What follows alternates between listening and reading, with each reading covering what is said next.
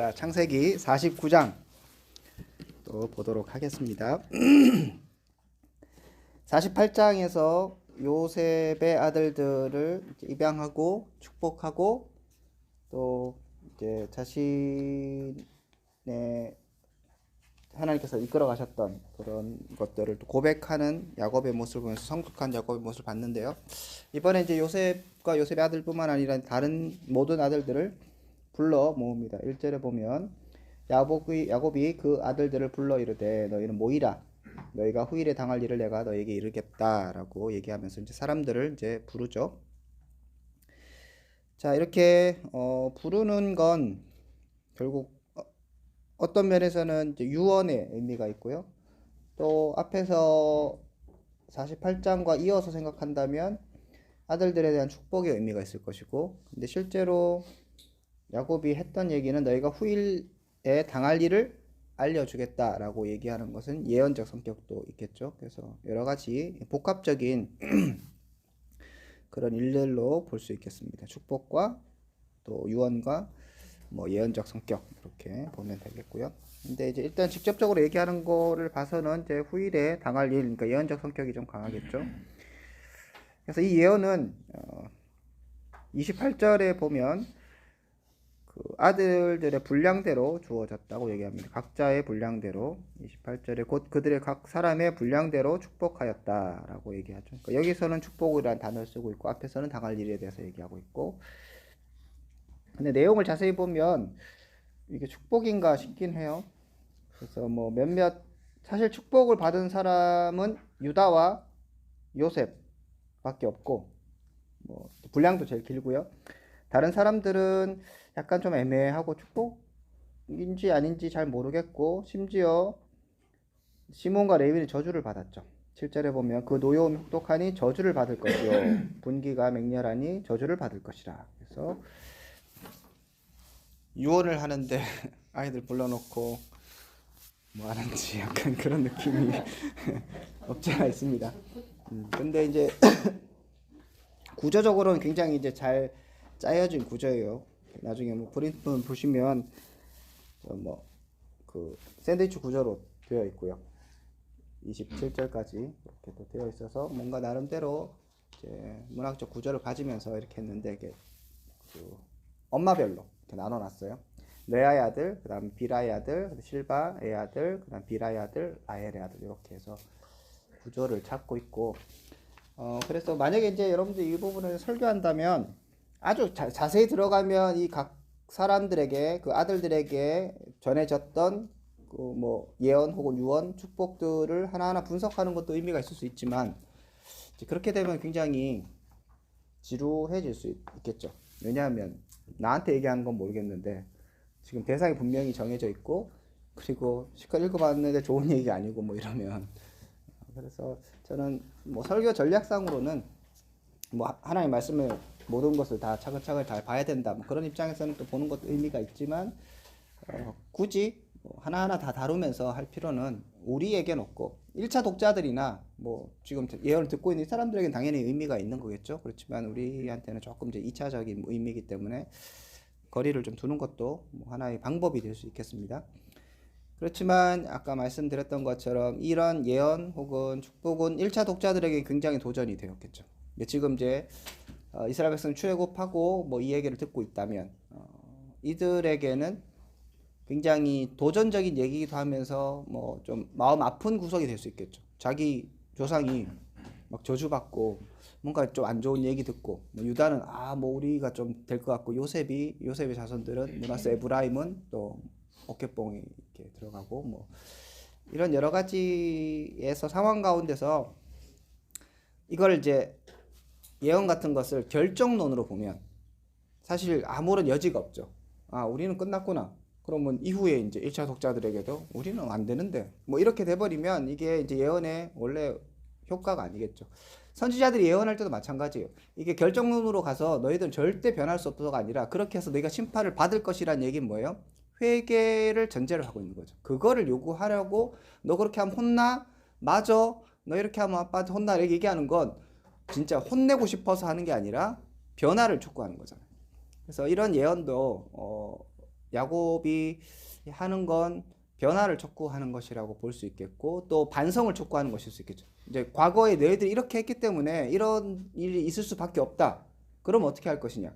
사실 뭐 유다도 우리가 보았을 때 되게 안 좋은 모습이 있었잖아요. 그렇지만 유다가 이후에 이제 변화되어서 또 이 가족의 어떻게 보면 장자의 거의 역할들을 하잖아요. 우리 양식 사러 갈 때 보면 유다가 되게 주도적 역할을 하고 있고 지금 여기에서도 되게 축복을 받고 또 구속사적으로도 중요한 역할을 하고 있죠. 이런 모든 것들을 살펴봤을 때 이런 예언의 성격을 결정론으로 보면 안 되고 회개와 변화를 촉구하는 것 이것이라고 본다면 1차 독자들에게도 마찬가지인 거죠. 이렇게 듣고 뭐 기분이 안 좋을 수 있겠죠. 그렇지만 그래서 뭐 우리 이렇게 지파는 끝났다라거나 우리 지파는 이제 무조건 잘 될 거야 이런 생각이 아니라 어떻게 하면 하나님께 더 순종할 것인가? 어떻게 하면 우리의 부족한 이런 조상의 모습들 혹은 뭐 앞 세대들의 모습들을 극복해 나갈 것인가로 가는 것이 더 사실은 적절한 모습이라고 볼 수 있겠죠. 그래서 이런 이야기들은 자기 조상들이 저질렀던 부족함을 돌아보면서 이제는 하나님 앞에서 신실한 하나님의 백성으로서 살아가겠다는 다짐을 요구하는 거라고 볼 수 있겠습니다. 그래서 이거를 너무 설명 없이 뭐 시므온 레위는 이렇게 저주받았습니다. 조심하십시오. 이렇게 하고 넘어가 버리면 어떡하지? 뭐 이렇게 되는 거죠. 우리 아버지 어머니 뭐 예를 들면 예수님 안 믿었는데 어떡하지? 뭐 이렇게 되면 안 되는가? 이런 부분에 있어서 분명하게 설명을 해주고 잘못된 관점은 교정해 줄 필요가 있겠다. 자, 그리고 말씀드렸던 것처럼 이제 진정한 축복이라고 표현할 수 있는 건 요셉하고 유다밖에 없는데요. 그런 걸 보면 이런 유다가 구속사적으로 중요한 인물이고 유다 자체는 아니겠죠. 후손들이나 유다의 지파의 중요성. 그 다음에 요셉은 그 가족 이스라엘 구성원으로서 이스라엘 백성의 구성원을 지키고 보호하고 인도하는 그런 역할로서의 또 중요성 이런 것들을 보인다라고 생각할 수 있겠고요. 이런 이제 야곱의 축복 혹은 예언이 무조건 치우친 거가 아니라고도 볼 수 있는 게 물론 이제 요셉을 이렇게 많이 떠올리고 축복했지만 뭐 말씀드렸던 것처럼 요셉이 나쁜 사람이 아니었기 때문에 당연히 신실했고 그리고 또 지금도 가족에서 가장 중요한 역할을 하고 있고 뭐 그런 걸 봐서 이런 축복을 받을 만하고 근데 자기 아들이니까 라헬의 아들이니까 이런 마음을 가진다라고 생각할 수도 없는 게 베냐민에 대해서는 별로 좋은 얘기를 하지 않아요. 그래서 나름대로 이제 야곱이 그냥 편의 어떤 심정에서 그다음에 뭐 유다는 지금 나한테 잘하고 있으니까 혹은 나름대로 역할을 했으니까 이렇게 해주고 그런 건 아닌 것 같다라고 볼 수도 있겠습니다. 자 이렇게 이제 아들들을 축복하고 제가 하나하나 뭐 이 부분은 다루지는 않고요. 설교학적 관심사는 조금 멀어질 수 있다 그런 측면에서 이걸 뭐 다룬다면 유다나 뭐 이런 걸 다루면서 우리가 구속사적으로 풀 수도 있겠고 뭐 그렇게 할 수는 있습니다. 그건 세부적으로 들어가면 할 수 있을 것 같고 자, 아들들을 축복하고 나서 이제 야곱이 다시 한번 자신을 여기에 장사하지 말고 가나안 땅에 데리고 가라라고 죽고 나면 장사하라고 얘기합니다. 이런 부탁은 이미 앞에 요셉에게 했어요. 그래서 47장에 자기를 죽는 날 그 29절에 보면 이스라엘 죽을 날이 가까움에 그의 아들 요셉을 불러 그에게 이르되 이제 내가 내게 은혜를 입었거든 청하오니 하면서 애굽에 나를 장사하지 아니하도록 하라 해서 맹세를 시키죠. 그죠? 그래서 그 확답을 이미 받아냈습니다. 그러니까 어떻게 보면 그 지파에서는 요셉이 뭐 지금 이제 이스라엘 집안에서는 요셉이 실질적인 거의 장자와 다름없는 거고 뭐 권력자이기도 하고 실제로 이 야곱을 장사를 가나안 땅을 보낼 수 있는 또 사람이기도 하고 뭐 이런 거니까 요셉에게 이런 부탁을 하고 또 약속을 받는 것도 뭐 중요한 부분이죠. 그런데 이제 아들들을 불러서 마지막 축복하고 나서 다시 한번 이 부분을 확언을 받는 거죠. 그래서 이제 29절에 보면 내가 내 조상에로 돌아가겠다. 그래서 나를 그쪽에 장사하라 라고 얘기하는데 앞에서 요셉에게 했던 것과는 차이점은 분명한 매장지를 정해줍니다. 그래서 앞에서는 그냥 여기에서 장사하지 말고 가나안 땅으로 데리고 가라 라고 얘기했다면 이제 여기에서는 이제 49장에서는 막벨라 굴에 장사하라라고 얘기하고 그 막벨라 굴이 어떤 것이라는 것을 다시 한번 강조하고 사람들에게 각인시켜 주죠. 예전에 한번 막벨라 굴 아브라함이 살 때 한번 말씀드린 것 같은데, 이 막벨라 굴은 이스라엘 백성들에게 이정표와 같은 곳입니다. 그래서 출애굽한 이스라엘 백성들이 돌아갈 곳의 어떤 이정표, 그곳으로 돌아가야 되고 조상들이 거기에 묻혔다라고 얘기를 하고 있죠. 그래서 야곱도 이제 이 부분에 있어서 나를 햇사람 에브론을 밭에 있는 굴에 우리 선조와 함께 장사하라. 내가 조상들과 함께 묻히겠다. 이건 그냥 우리 조상 묘 있으니까 거기에 해라 이런 것보다는 우리 조상들이 계속적으로 하나님의 언약을 받고 그 언약을 따라서 지금까지 왔다. 아브라함, 이삭, 야곱에게 주어졌던 이 언약을 계속적으로 우리에게 지켜가고 있고, 나도 그 언약 가운데 있고, 야곱이 좀 확실히 변화되었잖아요. 그래서 하나님이 나와 함께 하셨다는 것을 고백하고 있고, 베델의 그 언약을 다시 한번 떠올리고 있고, 그러면서 이제 막벨라 굴에 가서 우리 조상들과 함께 장사를 하라고 얘기하고 있고, 이것은 산 땅이다. 그러니까 우리에게 분명한 소유권이 있다라고 강조를 하죠. 그리고 실제로 누가 장사됐는가? 아브라함과 사라, 이삭과 리브가, 그다음에 레아가 먼저 죽었으니까 레아가 거기 묻혔고, 지난번에 말씀드렸던 것처럼 라헬은 여기 묻히지 못했어요. 그러니까 정통성은 레아에게 있는 거예요.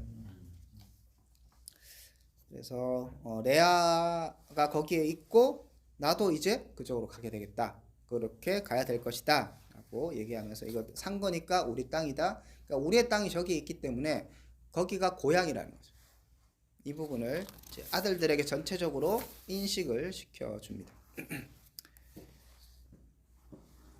그래서 어떻게 보면 자기 장사 자체에 대한 의미도 있겠고, 또한 다음 세대들에게 고향, 약속의 땅, 이것을 잊지 말라는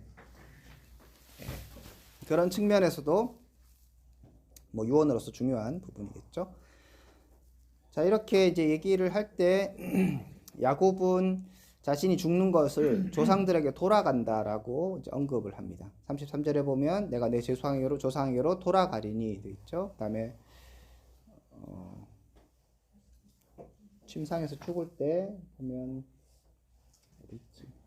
예, 33절에 이게 33절이고 내 조상에 돌아가겠다라는 얘기가 33절이 아니라 29절. 29절에 또 그렇게 얘기하고 있고 33절에도 그의 백성에게로 돌아가겠다라고 얘기합니다. 이런 이제 표현을 쓰고 있죠. 자기가 이제 죽을 때 뭐 이런 여러 가지 표현이 있는데 여기서는 이제 유독 이렇게 돌아가겠다라는 표현을 쓰고 있는 것처럼, 돌아갈 곳, 이것이 1차적으로는 막벨라 굴, 가나안 땅, 약속의 땅, 2차적으로는 좀 더 깊은 의미에서는 하나님 나라, 하나님의 언약 백성으로서의 정체성, 이거를 또 얘기할 수 있을 것 같습니다. 그래서 오늘 부분도 설교를 한다면 말씀드렸던 것처럼 그런 뭐 예언 혹은 각자에게 주어졌던 축복 자체를 막 하나하나 보기보다는 야곱이 이제는 얼마나 성장해서 그 가족들과는 확실한 권위를 갖고 이제는 뭐 유언 정도, 축복 정도가 아니라 예언 정도 할 정도의 성숙한, 성숙이라기보다는 이제 회복된 모습, 그런 지파의 수장으로서, 가족의 수장으로서, 족장으로서의 면모를 보이고 있는 거 볼 수 있겠죠. 그래서 우리를 이끄시는 그 사람들을 결국은 하나님의 백성을 그렇게 이끌어 가시는 48장과 마찬가지로 그렇게 이제 성장시키는 하나님 볼 수 있을 것 같고요. 그리고 여기에서 이제 야곱이 죽고 이제 야곱의 어떻게 보면 인생이 마무리되잖아요. 전체적으로 이런 이제 장에서는 야곱의 인생들을 한번 이제 조망해 볼 수 있겠죠. 그의 인생이 이렇게 정말 우여곡절, 파란만장한 세월을 살고 이렇게 얘기하면서 결국에는 축복하며 끝나는, 그 전에는 형의 발꿈치를 잡고 나오면서 뭔가 움켜쥐는 자로서 이 땅에서 나와서 그렇게 움켜쥐려고 애쓰고 노력하고 힘쓰고 이렇게 했다면, 이제 그런 세상의 어떤 권력, 명예 혹은 장자권, 뭐 복, 이런 거를 붙잡았던 그 손을 이제는 하나님의 나라를 향해서, 그다음 언약을 향해서, 그리고 하나님이 베풀어 주시는 약속의 땅을 향해서, 하나님의 백성의 정체성을 향해서 이제 마무리하는 야곱의 모습을 이제 보게 되는 거죠. 참 야곱은 인생이 참 매력적이긴 하다. 이렇게 살고 싶진 않지만 참 굴곡이 있어서 뭐 스토리를 만들어도, 영화를 하나 만들어도 이 밋밋한 뭐 사람보다는 이 사람이 참 매력적이긴 하다. 그런 모습이 보입니다. 그래서 드디어 야곱이 죽었다. 자, 질문 있으면 질문하시죠.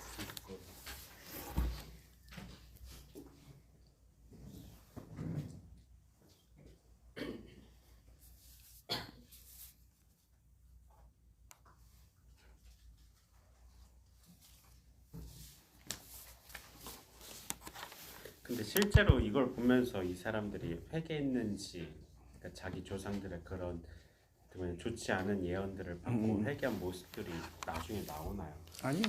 그냥 좋은 것만 인용하는 모습들은 우리는 이런 집하다 하면서 약간 그런 걸 내세우는 모습들은 나오는데, 우리 조상들을 봐라, 이런 예언들을 받았다라고 하면서 말씀에서는 그런 모습을 못 본 것 같아서. 네. 그렇기 때문에 우리는 이제 각성하고 살아야 된다, 이렇게 얘기할 수 있을 것 같아요. 예. 24절 49장입니까? 네.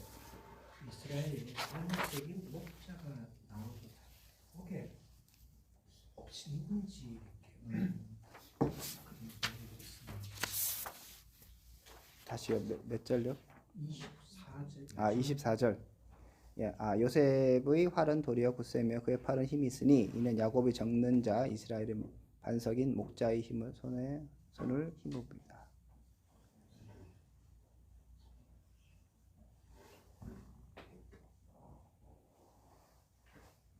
25절 보면 하나님 아닐까요? 예.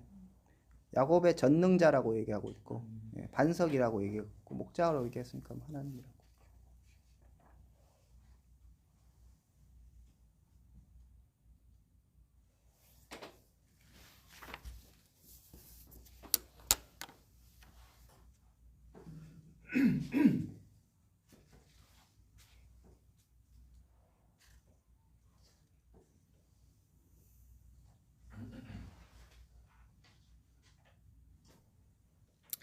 뭐 예를 들어서 우리가 뭐 노래도 있잖아. 요셉의 뭐죠? 요셉의 축복? 야곱의 축복. 예. 너는 담장 너머로 뭐 하면서 막 축복해주고 이렇게 하잖아요. 성경 전체적으로 봤을 때 이런 축복을 받은 사람도 있고 시몬과 레위 같은 걸 받은 사람도 있잖아요. 편협하게 좋아 보이는 말만 취하여서 그렇게 하는 것도 그리 좋은 모습은 아닌 거죠. 모든 사람에게 각자의, 여기도 보면 분량대로 그 상황대로 복을 받는 거잖아요. 분량대로 받는 것이기 때문에 에발산과 그리심산의 말씀을 동일하게 하나님의 말씀을 받아들이고 거기에서 진지하게 내가 하나님 앞에 살아가야 된다는 것이 중요한 것이지, 좋은 얘기만 이렇게 쪽쪽 뽑아갖고 그렇게 하는 것은 적절한 모습은 아니다.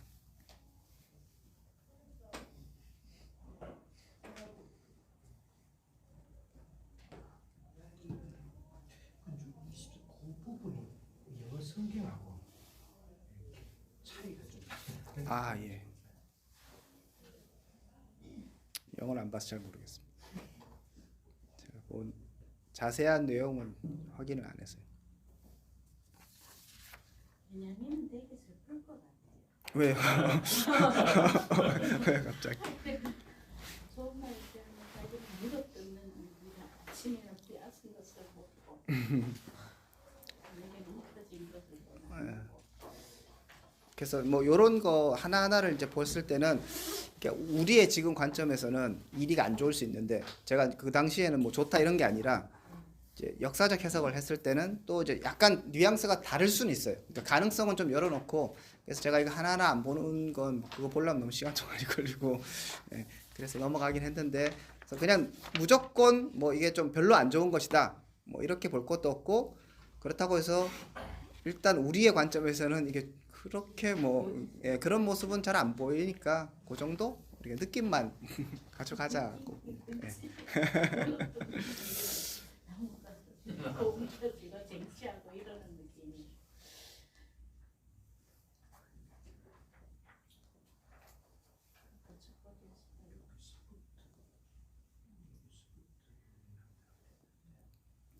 그리고 28절에도 보면 이들이 이스라엘의 12지파라라고 딱 얘기를 하잖아요. 그 아들이 아니라.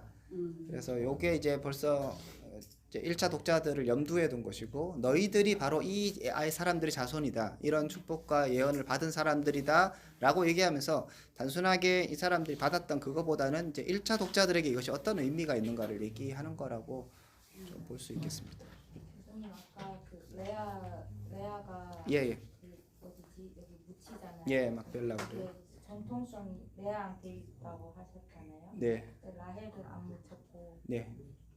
이것도 1차 독자들한테 의미가 주어지는 거예요. 주어지겠지만 뭔지 잘 모르겠어요. 그것까지 생각 안 해봤는데요. 아 예.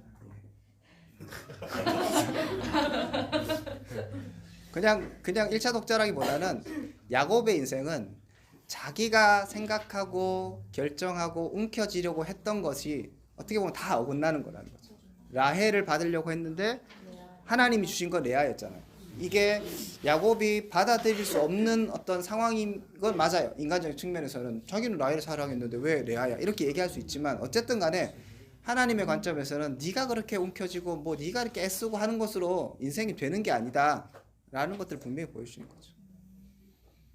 각 사람의 분량대로 받았다고 하는데 살아온 모습을 가지고 줬다고 봐야 되나요? 모습? 그러니까 그동안 니네가 해온 것들에 대하여 내가 축복한다.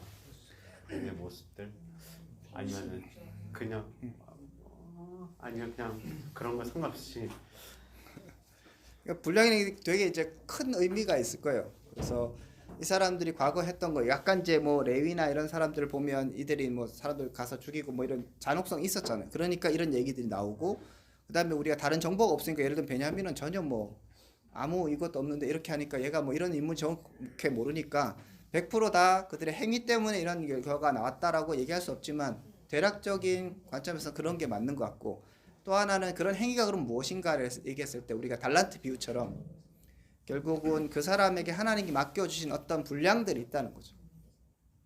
뭐 능력치가 될 수도 있겠고 그게 그 사람들의 어떤 성격으로 플러스 과거에 살았던 여정 뭐 이런 것들이 다 합쳐지는 거니까 넓게 보면 좋지 않을까요? 미부가는 큰 자가 작은 자를 섬기다 하는 거를 좀 염두에 두겠네요. 그거는 성경에 나오지 않기 때문에 만약에 그렇게 염두를 했다면 남편을 속이지 않았겠죠. 그냥 하나님의 일하심을 기다렸겠죠. 그런데 염두는 했지만 반응이 적절한 반응이 아니었던 거죠. 하나님이 하실 것이라든지 그런 말씀에서 정말 하나님의 주권을 믿고 기다린다든지 그런 모습이 없이 인간적으로 가잖아요. 그래서 이 리브가 자체도 편애의 모습이 있는 거죠. 아, 그래요? 아니 거기 이삭은 그 뭐 고기 반찬 그 이야기 나왔는데 리브가는 야곱을 좀 편한 이유가 야곱은 이제 아마 볼 때 야곱은 조용한 사람이라 장막에 거하고 뭐 약간 뭐 요리도 하고 뭐 느낌이 그렇죠. 예, 엄마 막 수다 떠는 그런 아들이 아니었을까. 예. 같이 요리하고 꼭 그런 건 아니에요. 하여튼 느낌이 그런 거라면 에서는 이제 터프가이 해갖고 막 돌아다니며 사냥하고 이렇게 오다가 죽었다 하면서 다 이렇게 고기 던지고 약간 그런 느낌이죠. 지금 따지면 뭐 좀 신앙이 더 좋았지 않습니까? 그러니까 이거를 뭐 장마에 거하는 사람, 조용한 사람, 이게 이제 약간 묵상하는 사람 이렇게 보는 견해도 있긴 한데 저는 뭐 반대입니다. 얘가 하는 꼬라지를 보니까 뭐 그런 건 아닌 것 같고요. 만약에 그가 신앙이 좋았다면 리브가 그렇게 하자 했을 때 안 한다 했어야 되죠. 예. 나는 기다리겠습니다. 하나님께서 일하실 것입니다라든지 뭐 아버지를 속이는 것 자체가 지금도 누구를 속이는 거짓말하지 말라고 십계명에 나와 있는데 그 당시엔 진짜 아버지의 권위는 절대적이었는데 그런 아버지를 그렇게 계획적으로 속인다? 그냥 뭐 약간 거짓말하는 게 아니죠. 뭐 당황해서 그게 아니고 계획적으로 아버지를 확실하게 속이겠다고 해서 뭐 요리도 만들고 엄마하고 딱 털도 붙이고 그렇게 하잖아요. 그러니까 아주 나쁜, 질이 나쁜. 아니 그 모세오경의 그 오명수 교수님이 그 이야기 하던데 저는 좀 이제 다르게 그 해석하니까 좀 쇼킹했는데 큰 자가 작은 자를 섬기라 이렇게 하는 게 우리는 일반적으로 다 S가 큰 자고 이제 큰 형이니까 야곱이 작은 자 이렇게 생각하지 않습니까? 그런데 오명수 교수님 이야기를 제가 잘못 이해했는지를 보이는데 좀 이야기하는 게 이제 꼭 그렇지는 않을 수도 있다. 예를 들어 이제 야곱이 큰 자일 수도 있다. 우리가 이제 야곱이 큰 자고 이제 우리가 보통 이제 하나님을 우리가 신앙생활에서 믿으면 우리가 이제 남을 섬기라 하지 않습니까? 그럼 야곱이 이제 에스를 섬기고 사람들 섬기고 이런 식으로도 이야기하는데. 예, 뭐 그런 것도 개연성은 있죠. 이게 정확하게 나와 있지 않으니까. 그리고 어떻게 보면 약간 비유적으로 그냥 예를 들어서 누가 누구를 섬긴다, 뭐 먼저 나온 자가 뭐 그렇게 하니까 큰 자, 작은 자라고만 하니까 뭐 해석의 여지는 있는데 문맥상 이제 태어났을 때 그런 얘기를 했을 때 많은 사람들이 그냥 첫째와 둘째라고 큰 자와 작은 자를 그렇게 이해하는 거고. 예. 근데 그 다음에 이제 로마서나 이쪽에 보면 에서는 미워하고 야곱은 사랑하였다라고 얘기를 하는 걸 연결시켜서 해보면 이제 보통 일반적인 해석으로 이제 많이 가는 거죠.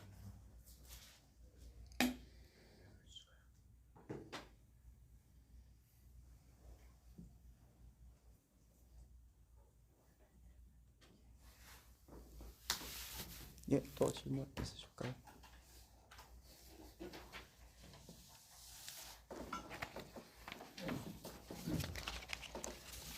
자, 예. 그래서 오늘 이제 예. 바울도 그렇고 막 야곱도 그렇고 하나님은 좀 사람들 좀 크게 쓴친다 해야 표현이 좀 그런데 예수님을 알기 전에 알기 전에 몰랐을 때 어떻게 보면 잘못된 것이지만도 흔히 우리 말하는 열심을 품는 사람 있잖아요. 그런 사람들 좀 그런 사람을 더 쓰신다. 약간 그걸 좀 크게 쓰시는 것 같아요. 아, 열심을 이 많은 사람 크게 쓰시고 열심 좀 없으면 좀 적게 쓰는 것 같은. 그런 근데 바울도 그렇고 야곱도 좀 아, 그리고 예를 들어 야곱이 좀 흔히 말하는 이제 우리가 하나님 만나기 전에 좀 못된 사람이었다 이렇게 생각하면 그렇게까지 뭐 이렇게 이스라엘이라는 이름을 주시지 말 그래서 그렇게까지 안 했을 것 같은 생각이 드는데 교수님 어떻게 생각하세요? 예, 이제 열심이 이제 결국은 하나님에 대한 열심인가, 인간적인 열심인가가 아니 처음에 만나기 전에 어떤 하나님에 대한 열심은 아니지 않습니까? 예, 그러니까 이제 그렇게 봤을 때 열심히 있다고 하나님께서 쓰시는 건 아닌 거죠. 그럼 바리새인들은 다 하나님이 쓰시는, 예, 그렇게 되는 거니까. 그런 열정이 아니라 아까도 이제 잠깐 언급했었지만 여기 핵심은 하나님이 선택한 자는 그가 어떠한 모습이든 간에 하나님께서 만들어서 써 가신다는 것이 어떻게 보면 이 자대 지파의 이렇게 족장들의 모습인 거죠. 뭐 아브라함처럼 좀 그래도 좀 훌륭하다고 왔다 갔다 하는 사람, 이삭과 야곱처럼 이렇게 완전히 구분되어서 처음엔 좀 잘하다가 뒤에 좀 안 좋은 사람, 또 처음에 너무 못하다가 좀 좋아지는 사람, 여러의 유형들이 있고, 요셉은 처음부터 뭔가 그래도 좀 훌륭하고 이렇게 좀 신실했던 사람, 이런 다양한 부류들이 있는데 결국은 하나님은 그 부류들이 어떠하든 간에 선택하셨고 너의 족속을 통하여서 하나님의 복이 임한다고 얘기하셨고, 그러면 그들을 계속적으로 빚어가시는 거죠. 그렇게 봐야 되겠죠. 그래서 우리의 열심이나 이런 것들로 좌우되는 것은 아니다.